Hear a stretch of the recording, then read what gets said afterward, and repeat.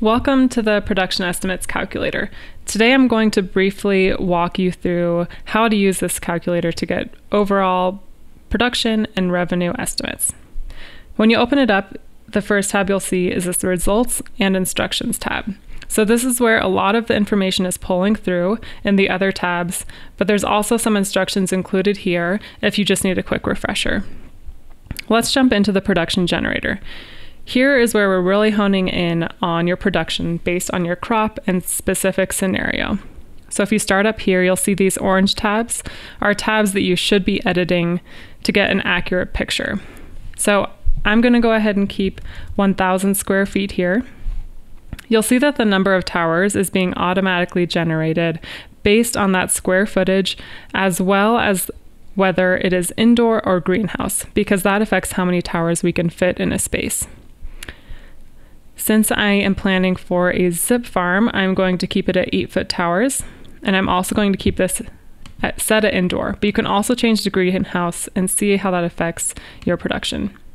So we'll keep that at indoor, and I'm just going to keep a 50-50 split between greens and herbs. You'll see that down here, there's automatically the number of towers for greens versus herbs calculated based on that split. So within greens and herbs, you can hone in on the specific crop you're looking to grow. So down here, I went ahead and said that I will have 20 towers of mustard greens. I'll go ahead and say I'm going to have 20 towers of chard. And you'll see the towers of lettuce automatically drop as I adjust these for these other crops. Same over here on the herb side, we'll go ahead and say I'm doing kind of a split between mint and basil, 100 towers of mint and then about 130 of basil. You'll also see we're accounting for weeks to harvest, pounds per tower, and pounds per week under the greens.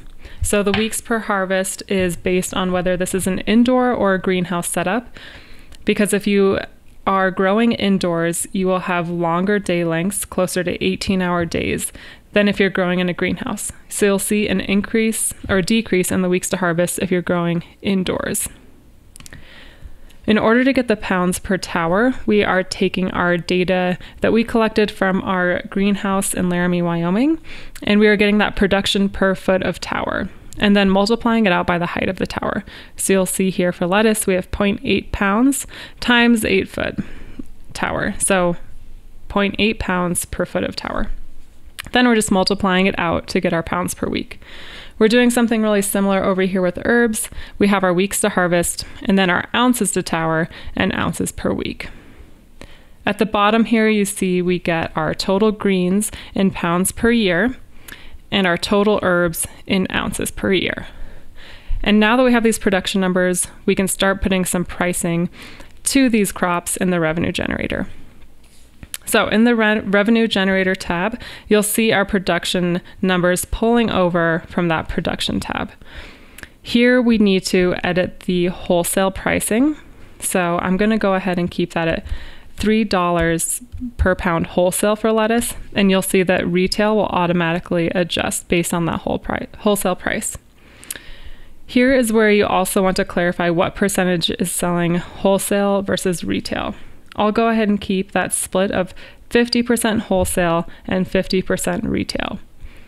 I'm keeping the pricing as is in the calculator here for herbs, and that same split of 50% wholesale and 50% retail. Now at the bottom here, we are pulling our total revenue based on that split and our pricing we've put in. So our total greens revenue per year, we're getting $78,000. Over here, we have total revenue for our herbs for the year, and we have $680,000. And that's a pretty big difference, you'll notice, and really it comes down to that pricing per ounce for the herbs. If you multiply that out to pricing per pound, it gets pretty high. So you can see how that revenue exceeds greens by such a significant amount. So the lesson here is grow as many herbs as possible. Finally, we'll just touch on the seedling generator. This is really just a tool for planning how many plants of each crop you need to be planting. And then you can also take these numbers and plug them into any financials to account for your seedling costs. All right, let's go back to the Results and Instructions tab. Here is the summary of all that information we've been working on. So we have the basic details about the farm, and then we also have our total revenue per year. So if you're doing more detailed financial planning, you can take these numbers here and copy them into any other spreadsheet you may have to get a really good picture of what your potential revenues look like based on your specific crop mix and your local market pricing.